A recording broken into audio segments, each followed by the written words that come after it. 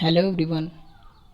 आज के इस वीडियो में हम बायोलॉजी चैप्टर 5 खाद्य संसाधन का लघु उत्तरीय का क्वेश्चन जो कि 1 से लेकर 10 तक इसी वीडियो में सॉल्व कर दूंगा और पार्ट 2 में यानी इसका 20 वीडियो का पार्ट 2 में हम बाकी के प्रश्न को सॉल्व करेंगे। चलिए पार्ट 1 का वीडियो स्टार्ट करते हैं क्वेश्चन नंबर 1 से।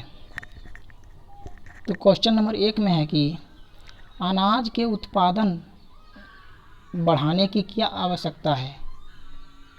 तो इसका आंसर देख लेते हैं हम लोग।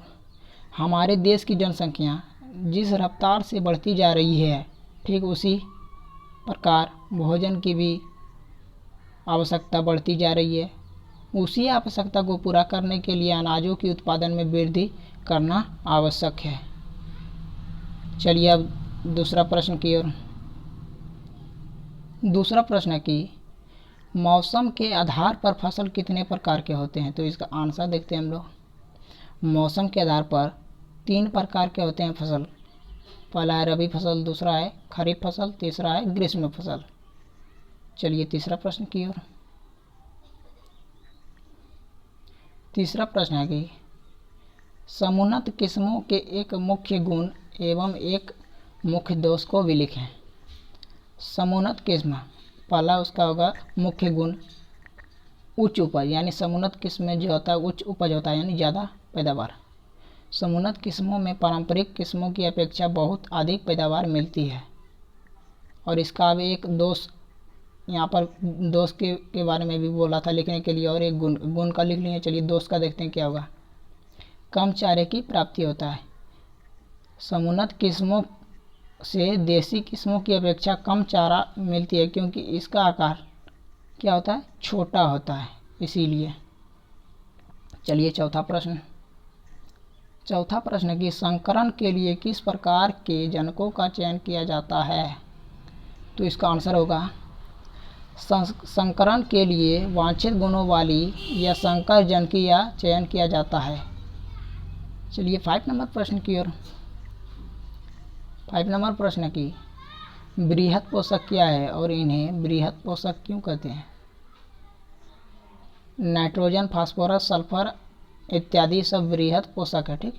और इसको क्यों कहते हैं बृहत पोषक। तो ऐसे पोषक तत्व जिसकी ज़रूरत पौधों को अधिक मात्रा में होती है उसे बृहत पोषक तत्व कहते हैं। चलिए समझ गए हैं आप लोग। वीडियो पसंद आता है तो वीडियो को लाइक कर दीजिए। चलिए अगला प्रश्न की ओर। पौधों अपना पोषक तत्व किस प्रकार प्राप्त करते हैं। चलिए आंसर के बारे में इसका बात कर लेते हैं। इसका आंसर होगा पौधों के अपना पोषक तत्व प्राप्त होता है हवा, पानी और मृदा से।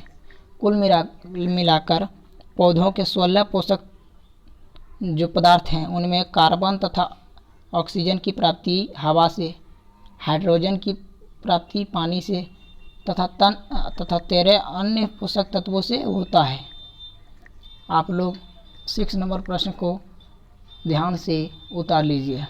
चलिए अब 7 नंबर प्रश्न की ओर। 7 नंबर प्रश्न है कि रासायनिक उर्वरकों का उपयोग प्राकृतिक उर्वरकों की तुलना में आसान है क्यों।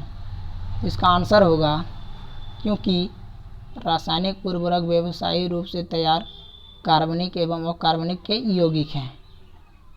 प्राकृतिक खाद की अपेक्षा रासायनिक उर्वरक के खाद्य सांद्र रूप में होने के कारण इनका परिवहन, भंडारण और फसलों पर अनुप्रयोग बहुत आसान है। ये सालों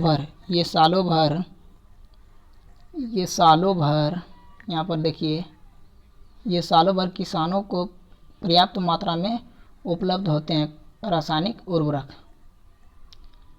अब 8वां प्रश्न है कार्बनिक खेती में क्या होता है। तो कार्बनिक खेती के बारे में हम लोग बात करते हैं। इसका आंसर होगा कार्बनिक खेती में पेड़ पौधा अवशिष्ट, जानवरों के मलमूत्र, कृषि अवशिष्ट आदि कार्बनिक पदार्थों के अपघटन द्वारा मृदा की उर्वरता बढ़ाई जाती है। इससे फसल की उत्पादन में वृद्धि होती है। चलिए 9 नंबर प्रश्न की ओर। 9 नंबर प्रश्न है कि फसलों के सिंचाई का क्या महत्व है। फसलों के लिए सिंचाई का क्या महत्व है। चलिए इसका आंसर देखते हैं। सिंचाई कृषि की वह प्रक्रिया है जिसके द्वारा हम विभिन्न स्रोतों से समय समय पर खेतों में लगी फसल के जल की आवश्यकता को पूर्ति करते हैं ताकि फसल की पैदावार अच्छी और भरपूर हो। चलिए अब 10 नंबर प्रश्न, और इस वीडियो में हम 10 नंबर तक प्रश्न तक ही बताएंगे। अगले वीडियो में पार्ट 2 यानी पार्ट 2 का वीडियो में हम जितने 10 के बाद है सभी क्वेश्चन को अगला वीडियो में। नदी जल उड़ाव प्रणाली में क्या होता है। इसका आंसर देख लेते हैं।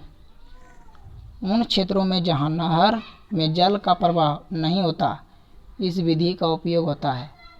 ठीक, जिन खेतों के पास नदियाँ होती है वहाँ जल को सिंचाई की जाती है और ऊंचाई पर स्थित क्षेत्र निचले हिस्से में छोटे छोटे जो है बांध का निर्माण यहाँ पर होगा।